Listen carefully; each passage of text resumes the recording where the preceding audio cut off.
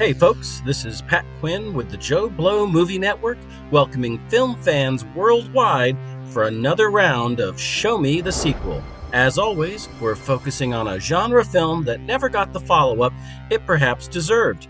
I'll start with a quick recap, share some behind-the-scenes stories, and then pitch my concept for a sequel.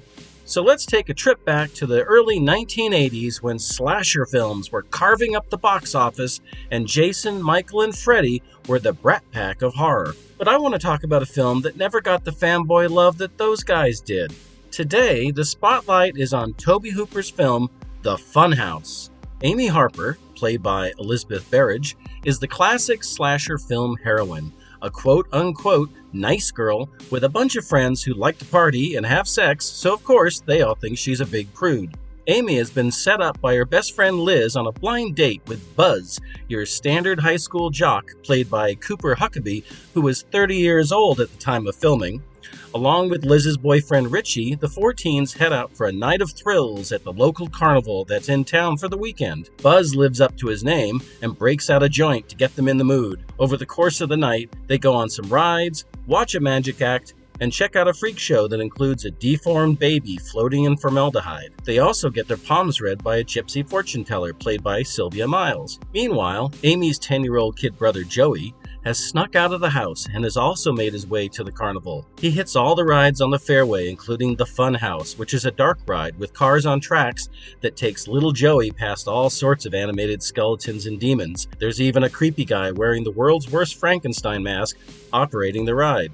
Meanwhile, the four friends have decided that the only thing more fun than going through a carnival funhouse would be to spend the night in one. Now, a reasonable person might ask, why would sleeping inside a dark industrial building full of mechanical puppets that smell like motor oil be considered fun? But that's a question best not asked. The kids manage to sneak inside as the carnival is closing down. Lights come on from the room below. It's the creepy guy in the Frankenstein mask and the gypsy fortune teller, and she's obviously not there to check out his lifeline.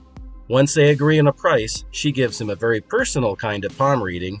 It doesn't go well, and he strangles her in a violent rage. Our heroes decide that this is a little more fun than they had in mind, and they try to find a way out, but they're locked in. The creepy guy in the mask goes out to get his father, the funhouse barker Conrad Straker. They argue, and the creepy guy's mask gets knocked off.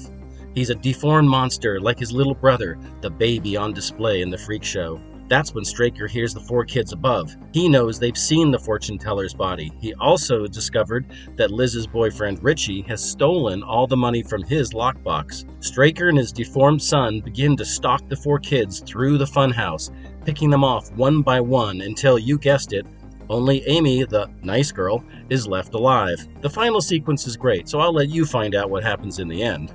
Wikipedia defines slasher films as a subgenre of horror films involving a killer murdering a group of people, usually by use of bladed tools.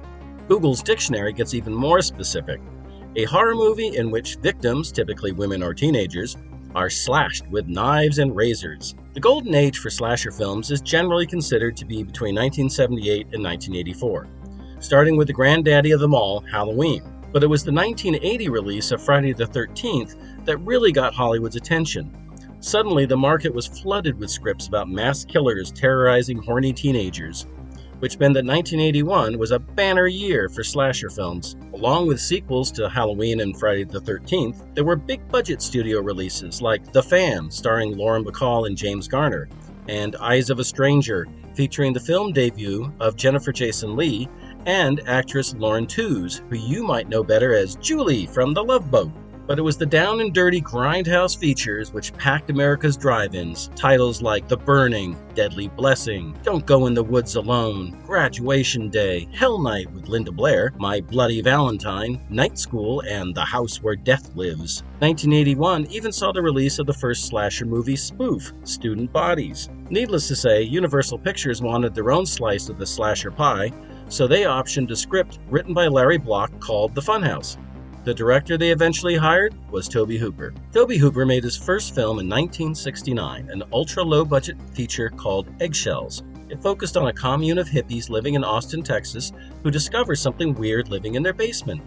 An idea that, needless to say, he expanded on in his next film, The Texas Chainsaw Massacre. That 1974 release went on to be one of the highest-grossing independent films of the decade. His next film, Eaten Alive, was not so successful, and was also inspired by a serial killer, a guy named Joe Ball who murdered women and, according to local legend, fed their bodies to his pet alligator. That's when CBS hired Hooper to direct a television miniseries of Stephen King's horror novel, Salem's Lot.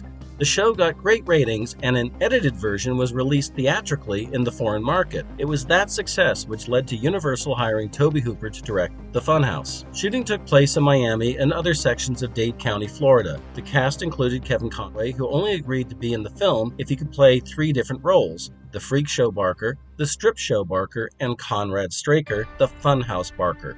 The monster, as he's listed in the credits, was played by Wayne Doba, a local mime. Doba's only other acting credit was playing Octavia the Clown in Brian De Palma's Scarface. That makes for a short but unique page on IMDb. The monster's makeup was designed by Rick Baker, who was a busy man that year. He also created the effects for An American Werewolf in London, as well as designing and wearing the gorilla suit in The Incredible Shrinking Woman. I really like The Funhouse. Tobe Hooper does a great job of capturing the feel of a carnival. It's seedy, sexy, and a little bit dangerous. Kevin Conway and Sylvia Miles chew the scenery like it's a porterhouse steak, and I have to give a special shout-out to William Finley as Marco the Magnificent.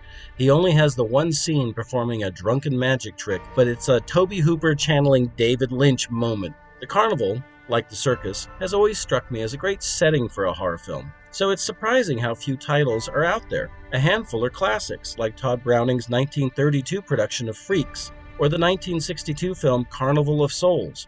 The 1947 film noir Nightmare Alley had some scenes set in a carnival, but hopefully Guillermo del Toro's upcoming remake will bring a little more of that carny atmosphere to the story. In 2004, HBO ran a great show called Carnival, but it only lasted 1 season. That being said, here's my pitch for a sequel to The Funhouse. Fade in on a junkyard filled with abandoned cars, derelict carnival rides, and the rusted remains of an old funhouse. The only light is inside a decrepit RV trailer. An old man is watching TV. He looks at a second figure sitting in the shadows and tells him that the show is on, and he changes the channel. It's an interview with Amy Harper. It's been 40 years since the night Amy and her friends were terrorized in the funhouse. She's written a novel based on what happened, which has become a surprise and massive bestseller. Amy tells the interviewer that at the urging of her publisher, she is returning to her hometown this weekend with a news crew to visit a local carnival. The figure in the shadows begins to grunt with excitement. The old man asks if he's sure that's her since she's a lot older now. The figure grunts even more. The old man nods and shuts the TV off. They better get ready, he says. They have a lot of work to do. A few days later, Amy arrives in her hometown back in Florida. She's invited her younger brother Joey to join her on the trip. She's nervous about the carnival, but Joey thinks it might be good therapy for her. That night, they visit the carnival as the news crew films them. As they walk past the sideshow acts, they pass a trailer advertising Eddie, the amazing mutant half-man. The old man from the prologue is out front working the crowd. He and Amy briefly make eye contact before he turns his attention back to the crowd. At the end of the midway, Amy and Joey reach the funhouse. It's not the same one, but it still upsets her, and Amy asks the film crew if they can come back tomorrow in the daytime. Later, over drinks in the hotel bar, she tells Joey that the sideshow Barker looked familiar. The next morning, Amy has disappeared. Joey goes to the carnival thinking she might have wanted to brave the funhouse on her own. There's no sign of her, but Joey notices that the sideshow trailer is gone. He finds the carnival manager and he tells Joey that Eddie and his manager pulled out last night. He's pretty upset because they only joined the carnival a few days ago. Joey goes back to the hotel. Clerk tells him Amy checked out during the night. Though no one actually saw her, she just dropped off her key. Joey calls her cell phone, but it keeps going to voicemail. He goes back to her room before the maid can clean it and finds a book of matches. It's from a bar in Gibsonton, a small community in southern Florida. He calls the police, but as he tries to explain what happened, he realizes how ridiculous it all sounds and hangs up. Then he gets in his rental car and heads for Gibsonton. Cut to Amy waking up in a room filled with mechanical puppets that have been mixed together with other items including animal skeletons and car parts to create bizarre statues. As she starts to walk around, she realizes she's back in the old funhouse. though it's falling apart and covered with graffiti. A voice comes over the PA system. It's the old man, who we find out is Andrew Straker, who was the freak show barker back in the original movie. He wants revenge for the death of his brother 40 years ago. And, Andrew adds, so does his son. That's when a figure crawls out of the shadows. In the original film, Amy thought the monster was killed by the grinding gears of the Funhouse. But even though he was cut in half, he survived and is now a half man who walks around on his hands. Meanwhile, Joey has made his way to the small town of Gibsonton, but the locals call it Gibtown. This is where the circus and carnival workers live. He finds the bar that the matches came from. It's a tough crowd with a mix of carnies, little people, and sideshow folk. He gets in a brawl, but also gets some information on where to find Eddie, the amazing half-mutant man. Amy is on the run, trying to find her way out of the funhouse as the monster chases her. She almost escapes, but Straker blocks her way. They have her trapped at the top of the funhouse, but Joey arrives in time to save her.